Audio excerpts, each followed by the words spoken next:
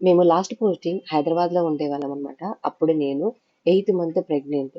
So, ఇంకా కొత్తగా వచ్చాం కదా! ఇల్లంతా సర్దుకున్నాము.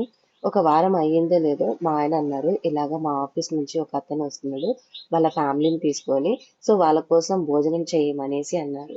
సరే అనేసి ఇంకా నేనైతే ఆ రోజు పప్పు, వంకాయ కర్రీ, అన్నము, అప్పడాలు, పెరుగు ఇవన్నీ చేసి మధ్యాహ్నం వాళ్ళు వస్తారని లంచ్‌కంతా ప్రిపేర్ చేశాను. సో వాళ్ళొచ్చిన తర్వాతకి ఇంకా సరిగ్గా ఫుడ్ తినలేదనమాట. సరిగ్గా తినకపోతే ఏంటబ్బా! వీళ్ళకేమన్నా కారం అనిపిచ్చిందా ఏటా అనిపిచ్చి, ఇంకా ఆ తర్వాతకి నెక్స్ట్ డేకి మా ఆయన అన్నారు, "వాళ్ళు ఒకవేళ కారం తినకపోవచ్చు. నువ్వు కొంచెంగా వేసి చెయ్యి" అనంటే, సరే అని అలాగే చేశాను.